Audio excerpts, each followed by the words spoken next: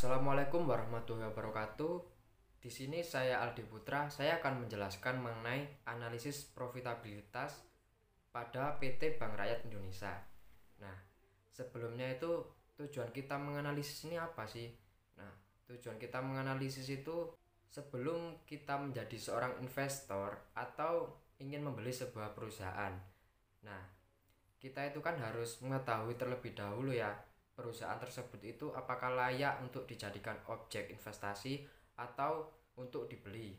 Salah satu analisisnya itu yang akan saya bahas itu analisis rasio profitabilitas. Nah, rasio profitabilitas itu adalah rasio yang digunakan untuk membandingkan kemampuan perusahaan dalam memperoleh laba.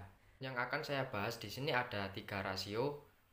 Yang pertama itu ada ROA, Return on Asset, yaitu rasio keuangan yang mengukur seberapa besar sih laba yang dihasilkan oleh perusahaan dalam memanfaatkan asetnya.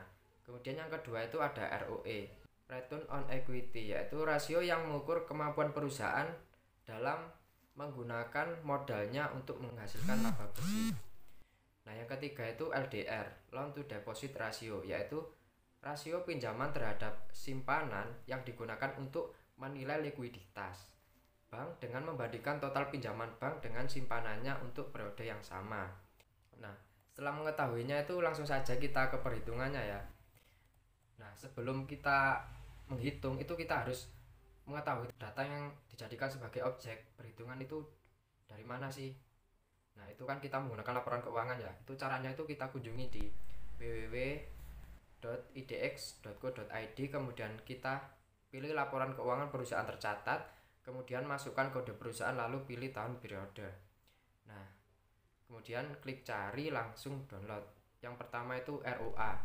Itu rumusnya itu laba bersih dibagi dengan total aset dikali 100%. Nah, pada tahun 2019 itu laba bersih yang diperoleh sebesar 34.372 sekian, sedangkan total asetnya itu sebesar 1.416 juta sekian.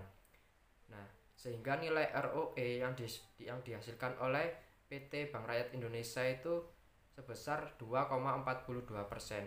Artinya itu bahwa setiap Rp1 aset yang digunakan, perusahaan itu mampu menghasilkan 0,0242 laba bersih.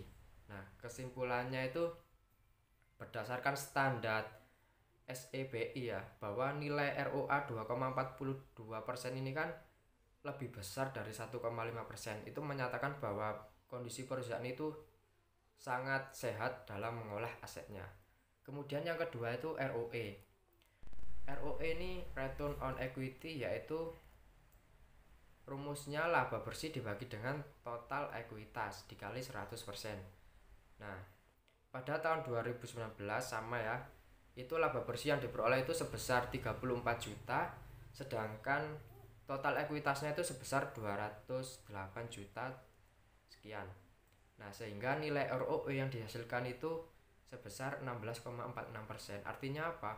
Bahwa setiap Rp1 modal perusahaan itu mampu menghasilkan 0,1646 laba bersih. Jadi pada tahun 2019 ini PT Bank Rakyat Indonesia itu mampu mengolah modalnya itu dalam menghasilkan laba bersih. Kemudian yang ketiga itu ada LDR.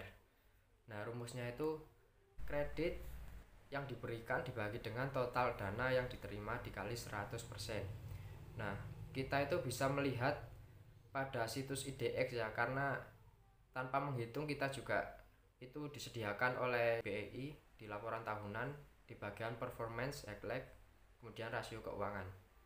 Nah, di mana LDR ini menyatakan seberapa jauh kemampuan bank dalam membayar kembali penarikan dana yang dilakukan oleh nasabah dengan mengandalkan kredit yang diberikan sebagai jumlah likuiditasnya. Nah, rasio yang diperoleh itu untuk tahun 2018 itu 89,57% dan 88,13% tahun 2017.